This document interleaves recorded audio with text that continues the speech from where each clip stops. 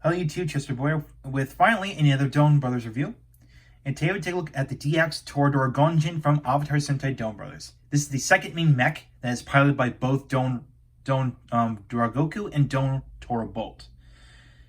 And of course here we got two pieces of mecha. So we got Don Robogoku and Don Robobolt. So let's take a look at Don Robogoku. So here is Don Robogoku. Now you can see this guy is pretty much the biggest mech out of the Donbrothers line. The longest one too. It's pretty big. And this is what makes up the bulk of ToraDoraGonJin. So let's take a look. So here's the head. You can see right at the back they got a nice gold colored head with a pair of red antennas or whatever they're called. Other than that, there is some chrome on the note. On the snout, there's actually some gold chrome on here, which is quite, well, actually there's some underneath here, right there. And then this is actually quite rare for Sentai these days to have chrome on them. So, which is quite surprising. Of course, there's whiskers right here, one side, one the other. But, so, yeah. So here's the arms, which, of course, they do pose. Now, the instructions online, the online instructions, I should say, they specifically tell you to put the arms like this. So basically make sure the pegs for the silver bits are facing out, because once you get out of the box, they do come in two pieces. So you can see, like, put this one with these two tabs facing out, facing that way, and then plug the arm in like this. So, because I do tend to plug these in, wow. This one's tight. Because I do tend to plug them in like this, which doesn't look right, because you can see the clips and pegs on the front. So and again, the instructions here tell you to do it like this. Just make sure the clips and pegs are facing backwards, not forwards. That way it looks a little cleaner. So yeah. All right, moving on. So we got the claws here, which do pose, which do move. So of course you can twist it side to side. It's a bit tight.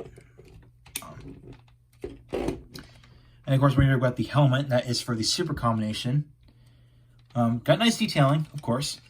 Of course there's the tail, which I know which way you're supposed to do. You're supposed to do it like this way, or push this up and then push it in like this. It's strange.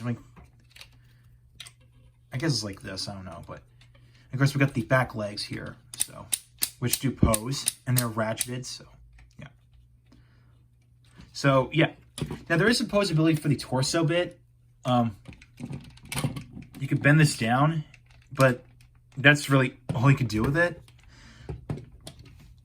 You get more into the arms. They can go all the way around without your hand getting in the way.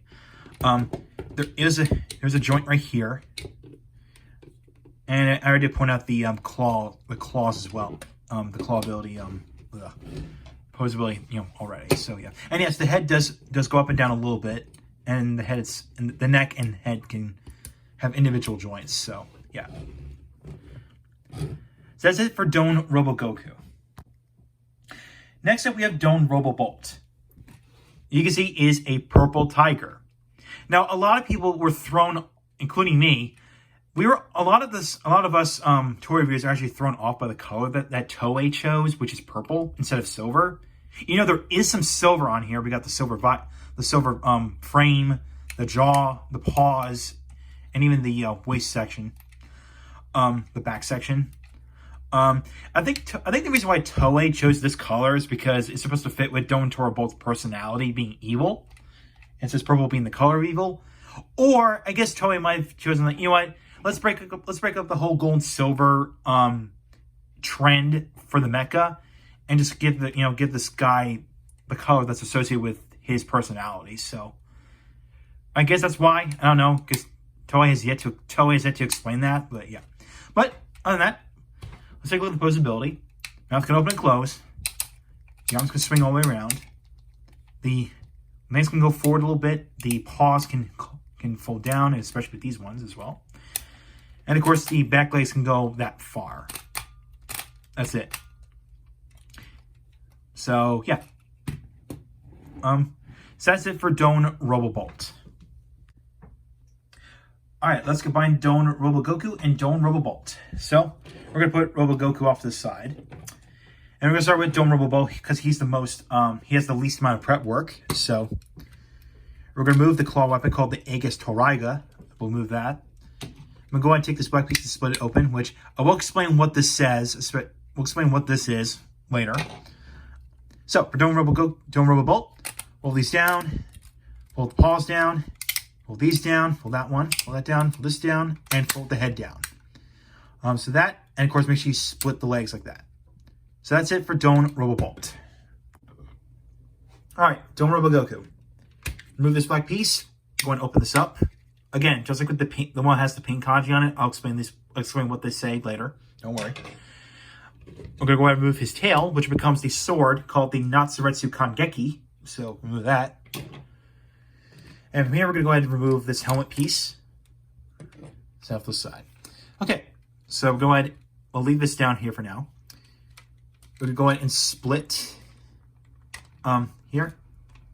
Oh, one thing I forgot to point out is that when you assemble Don Robogoku, these little tabs right here, which I point with my thumbs pointing out, they actually keep the legs spread. So these two tabs here are actually spring-loaded. So basically, just keep that in mind. You're not going to break the toy if you plug them in like that, so don't worry about it. So we're going to go ahead and fold away this thing in, and then we'll fold down the feet like this. Then go ahead and, actually we're going to go ahead and unplug the arms and separate them with, actually I should have hold the camera up. So what I did was I unplugged this and I took this piece off. Now, we're going to take these two pieces and then you're going to come to the back and you're going to plug them onto the back like this. So it comes like a jetpack. So a nice convenient way to store those extra arm pieces. Very, very nicely done. And we're going to lift up this cage like this and I'm going to fold these pieces out. So now we're going to go ahead and put Don Robobolt in here. I'm going to wedge him in like this. Now, when you push in Don Robobolt, the head pops out. Again, very nice. Very cool little gimmick. So, okay, make sure you get it. Make sure it's full. And of course, make sure you fold these panels in like that. Okay, so now we're going to take Don Robogoku's arms. Fold this around, fold this out, fold this up. And this is going to plug onto the side like this.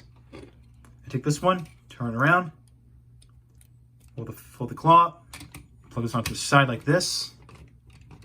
Oh, okay, make sure that the paw wasn't straight down. Okay. All right, now we're going to take the one with the pink, this panel with the pink kanji letters, plug it onto this arm like this. And then take the one with the blue kanji, and we're going to plug this onto the back. Okay, make sure it's this one. Okay, just like that.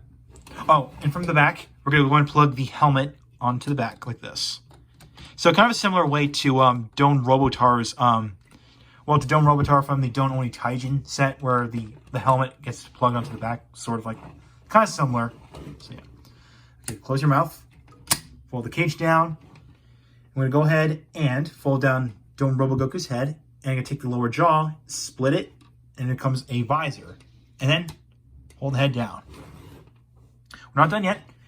We're going to put the Natsuretsu Kangeki onto this hand, and then we're going to slide the claw weapon called the Aegis Toriga and plug it, and you're going to slide it in like this until you hear it snap into place. So there you have ToraDoraGonJin. And like I say, this is quite a unique mech design. It's supposed to represent a tiger being locked in a cage, like an untamed tiger. Again, very nice. And of course, yes, a lot of people did make this little reference here because of the way it's designed. It does look like the power loader from the Aliens movies. Yeah, I will say that. It does look like the power loader. But I don't think Toei's really ripping off those movies. I don't think so. I mean, again, like I said, it's supposed to present like a walking cage that it keeps an untamed tiger. Kind of like a restraining device in a way. Because now, unfortunately, if you've seen the episode where ToraDoraGonJin debuted in, when like Donbrothers is trying to get out of the cage, he does this. Or to say ToraDoraGonJin does this thing, says down boy, and of course, you know, Donbrothers shuts up. So there you go. So there you go. Now, I'm going to talk about these panels I plugged on the side of the arms here. What they say is that these are actually names of the weapons that ToraDoraGonJin uses. So this one says Natsuretsu Kangeki, which is, of course, this sword right here. Now, on the other arm, it says Aegis Toraiga, which is, of course, is a claw weapon. So yeah, nice little attention to detail. And I'm going to go ahead and remove the weapons for now because just to show off the articulation. So, okay. Now for starters, the head doesn't move because of the way it transforms. Okay. So for the arms, they can move a little bit. I think I should say right off the bat that the posability for ToraDoraGonJin isn't as great as Donbrothers. So the arms can swing forward and backwards. They can only go back that far, but I think if you can actually somewhat. Oh, I forgot. You can actually point these straight down. Okay. Well, actually, at a certain angle, you could do this. So if you want to do a full rotation, at this point right here, bend this out, bend this up, and then complete it. So you can technically do a 360 rotation. Just be careful. Like there's like a stopping point, which is right here when the arm hits the hip. So yeah. Now the elbows, there's not much. It only goes up to like 45 degrees, if that's correct. Yeah, that's how far it can go. But again, at least the wrists are still retained. So that's that. Now let's talk about the legs. The hips can go up that far. And the knees actually do bend at a perfect 90-degree angle. So, and of course, what you can do is you can actually fold in the feet of Donbrothers like that. That way it looks flush. You can do that. So that's that. And yeah, and sometimes if you're trying to pose this thing, you're gonna pop off the helmet. So I'll just put this off to the side. Now the legs, and of course the ankles do this. But I'm kind of disappointed that Bandai didn't have enough room to put like in a ankle joint right here to twist it. Which you can't really twist the ankles at all. Which that's kind of a letdown right there, or missed opportunity from Bandai. So, oh well. But you can pull off some decent poses with ToraDoraGonJin. So, yeah. So let me go ahead and put these weapons back on. Okay. Now I can tell from the title of this video, which I should point out earlier, that this is part 1 of ToraDoraGonJin. So to next time, I'm going to take a look at the combination between this guy and Donbrothers. So stay tuned for part 2. So I'll catch you next time. Take care.